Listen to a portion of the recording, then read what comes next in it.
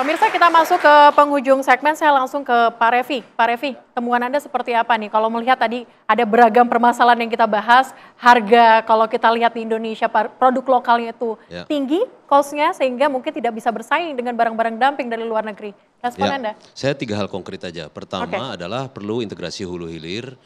Kita minta komitmen pembangunan industri petrokimia karena benang sintetis kan pasti dari turunan petrokimia. Ini sejauh mana itu serius sehingga kita punya petrokimia adalah salah satu ibu dari seluruh industri. Kalau kita punya itu dengan jumlah yang cukup, maka kita punya industri benang sintetis yang cukup murah dan bisa mendukung hilir. Jadi nggak bisa diselesaikan hanya di pakaian, tapi dari benang. Itu satu konkret. Kedua, ini juga yang bahaya membunuh adalah online shop. Kenapa? Kita ada survei UKM di ASEAN tahun ketika pandemi.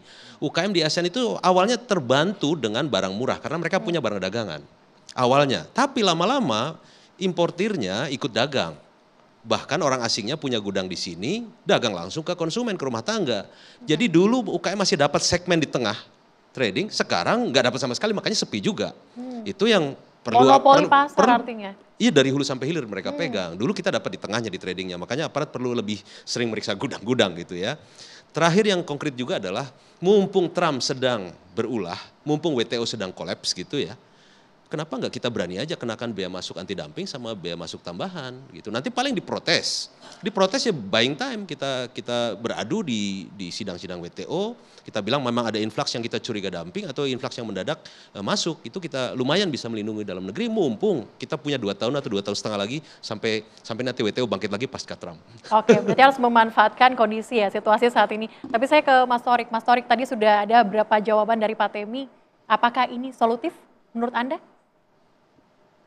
Ya masih abu-abu sih. Cuman saya ada pertanyaan buat Pak Ian sih dari tadi, pengen bertanya nih. Dari tadi kan Pak Ian selalu ngasih data tentang thrifting terus. Pak Ian ada nggak sih data? Tadi kan Bapak kan bilang katanya berapa ton yang barang masuk ke ini. Ada nggak sih Pak data tentang impor dari Cina? Bisa dibandingkan nggak sih? Setahu saya kalau nggak salah 100 kali lipat lebih besar volumenya. 6 kali lebih besar Pak. 6 kali lebih besar. 6 kali lebih besar. 6 kali. Ya jadi sebenarnya musuh utamanya jangan selalu kami setiap tahun itu dikambing hitamkan. Maksudnya kalau mau nyasar yang atas silakan nyasar yang atas. Kita yang sebagai UMKM yang di bawah nih. Dan mungkin bapak-bapak semua belum tahu di setiap kabupaten Pak, di semua Indonesia itu pasti ada pasar barang bekas. Dan kita ini sebagai saudara kalian semua, maksudnya UMKM juga tadi kan Bapak kan ngomong lebih baik belanja sama saudara sendiri yang lebih mahal. Ya kalau kalian belanja sama saya juga belanja sama saudara. Mas Ian mungkin bisa menjawab kalau dibandingkan dengan produk dari Cina dan juga barang thrifting, ini perbandingannya berapa dan kenapa barang thrifting yang sekarang harus menjadi perhatian dari pemerintah? Jadi menurut saya thrifting itu juga boleh asalkan memang itu berasal dari gini. Selain kita produksi nasional, kita juga produsen untuk berbagai macam brand di luar negeri. Jadi mungkin Mas ini bisa konfirmasi kalau kadang terima barang thrifting juga ada yang made in Indonesia kan? Ya. Nah itu satu kunci tuh. Ada thrifting yang juga sebenarnya made in Indonesia. Kenapa? Jadi, karena TKD ini dibuatnya di sini. Memang kita secara produsen nasional, jumlah pabrik di Indonesia itu banyak sekali dan kita itu pabrik yang dipercaya untuk menjadi lisensi brand-brand dunia. Karena kita tuh satu bisa dipercaya, kita nggak pernah ngopi dan kita jujur. Apa adanya barang kita produksi semua. Kalau di negara lain mungkin banyak produksi lebih, makanya KW itu mirror banget kan. Kalau kita tuh jujur, kita itu paling takut sama peraturan dan eksportir kita di asosiasi kita cukup patuh dan kerahasiaan bahan baku itu kita pegang. Makanya banyak nasional brand, Adidas, Nike, Lululemon itu produksi basis nasional di sini. Bahkan untuk pakaian dalam wanita, 60% produksi dunia itu adanya di Indonesia. Tapi kenapa kemudian di dalam negeri ini harganya masih mahal? Anda bisa menjawab itu? Jadi lisensi ini memang banyaknya made in Indonesia itu kan ketemunya di Singapura, di Jepang. Kalau kita di Jepang made in Indonesia semua tuh rata-rata Uniqlo. Nah jadi memang craftsmanship kita dihargai sehingga kita punya market yang lebih premium dan produsen ini memang dilarang untuk menjual barangnya ke dalam negeri. Nah karena alasan itulah akhirnya saya lihat kalau kita punya teman-teman yang importir resmi yang sudah pemilik brand resmi. Nah importir resmi ini dengan produsennya tuh bukan sebuah entitas yang sama. Karena kami produsen, kami jual lagi ke headquarter. Oke. Tapi headquarter juga punya lisensi franchise brand di dalam negeri. Nah, Oke. brand ini mengimpor secara resmi, barang-barang mereka tersebar, per kapita pembelian kita kalau nggak salah 2,8 piece baju per kapita per bulan. Oke. Jadi kita sendiri punya potensi pre-love yang bisa dimanfaatkan. Oke, Kalau mungkin- itu juga dibudayakan. Oke, Mas Ian, mungkin singkat saja apa yang diharapkan dari API sehingga nantinya barang-barang produk lokal itu harganya mungkin bisa bersaing, mungkin bisa banyak digunakan oleh masyarakat. Ya, kalau dari API, ketika kami diberikan sebuah platform atau peraturan yang level playing field ya, kita hanya minta level playing field. Kami nggak minta peraturan khusus. Tadi ada dari UI menganjurkan untuk anti dumping ya. Kami happy kalau bisa ada anti dumping. Tapi dengan level playing field saja kami sudah akan terbantu banyak, sehingga pengusaha itu mau minimum mulai mencoba.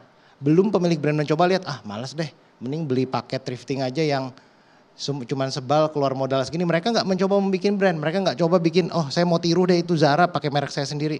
Ketika mereka mencoba, mereka punya stok, akhirnya saingan sendiri juga jadi murah kok. Saya saksinya, baju jersey yang viral yang ada nomor-nomor, yang sekarang banyak gambar-gambar kartun. Awalnya kita produksi 125, sekarang UMKM ngopi saya 23.000, tapi saya happy dan bangga. Oke. Karena bisa dijual lebih murah dan jumlahnya banyak. Oke. Dan saya jamin untuk produksi itu semuanya buatan lokal, nggak ada yang impor karena turnover desainnya terlalu cepat. Oke, Importer baik. nggak keburu. Kalau dari Bang Dedi seperti Ya, apa? mungkin kalau dari saya sih sebenarnya ambil tengahnya gini. Ini kan Mas tadi yang thrifting apa segala macam. Kalau saran saya daripada kita terkungkung kacamata kuda, kita bergantung ya sama brand-brand luar yang memang mereka masuk ke sini karena memang oke lah punya brand apa segala macamnya. Pertanyaan sebenarnya simpel. Kalau mereka stop masuk ke sini, kalau mereka pulang kampung gimana? Nah makanya kalau saya selalu mengajukan kepada teman-teman UMKM, ayo kita bangun brand. Kita bangun value kita sendiri. Jangan sampai kita tanda kutip terbudaki sama brand-brand yang ada di luar, berharap masuk ke Indonesia, tapi kalau merekanya udah, ya udahlah gue malas lah, atau apapun itulah mau bangkrut apa segala macamnya, kita nggak punya pijakan, kita nggak punya legacy buat anak cucu kita. Itu sebenarnya saya juga edukasi di platform saya juga. Oke. Hayu kita optimasi. Tadi kan Pak Temi udah bilang juga bahwa punya kenalan yang ada di Bandung bisa maklon. Isunya misalnya modal, kapital nggak ada, working capital. Ada kok kawan-kawan di pabrikasi yang siap untuk maklonkan, ayo kita tanpa modal lah, tinggal Oke. dioptimasinya secara benar. Jadi sehingga kita bisa menjadi produk lokal yang menjadi raksasa di negeri kita sendiri gitu loh. Oke, Pak Temi mungkin singkat saja biar tidak menjadi abu-abu apa yang ingin Anda sampaikan. Oke, jadi gini, ini kayaknya agak melebar nih ya topiknya ya. Tapi saya kembalikan dulu, bahwa kita bahas adalah thrifting yang dalam hal ini adalah pakaian bekas impor. Ini kan hanya satu isu ya sebenarnya. Dan dampaknya juga tidak apa namanya, bukannya berarti kalau nggak jual ini teman-teman nggak bisa usaha sama sekali, tidak. Banyak peluang. Kami siap menghubungkan antara produsen lokal dengan teman-teman yang ada di pusat-pusat thrifting lah yang saat ini ada. Kami siap memfasilitasi itu, ketemu antara teman-teman pedagang yang saat ini masih menjual pakaian bekas impor dengan produsen lokal dan produk-produk UKM. Karena mereka butuh orang yang ahli menjual seperti Mas Torik, Mas Teguh ini gitu loh. Justru mereka kesulitan karena apa? Mereka bisa produksi kadang nggak bisa menjual gitu loh. Sementara mas-mas ini jago dalam menjual. Kalau ini kita hubungkan akan menjadi ekosistem yang sangat saling bersinergi menguntungkan. Ada konektivitas Betul, gitu ya? betul. Dan sekali lagi saya ingin menggugah sini ya bahwa kebanggaan kita sebagai bangsa ini harus dimulai dari mencintai produk dari Indonesia Oke. sendiri gitu ya. Oke. Jadi kami punya sekarang punya moto adalah bangga beli pakai lokal. Karena kalau bukan kita, siapa yang mau pakai itu? Oke. Ya. Kenalin lah relasinya lah. Siap. Ayolah. Siap. Salaman dulu sini, kenalin relasinya dong. Iya langsung aja Sayang sesek sekali ini gitu. durasi kita udah sangat terbatas, sudah sangat singkat sekali dan terima kasih Bapak-Bapak semua sudah bergabung di Indonesia Business Forum dan semoga ini yang kita tunggu nanti konektivitas yang akan dilakukan antara produsen lokal dan juga pedagang-pedagang yang ada di pasaran saat ini. Demikian Indonesia Business Forum, saya Sally Alexandra pemirsa, terima kasih. Sampai jumpa.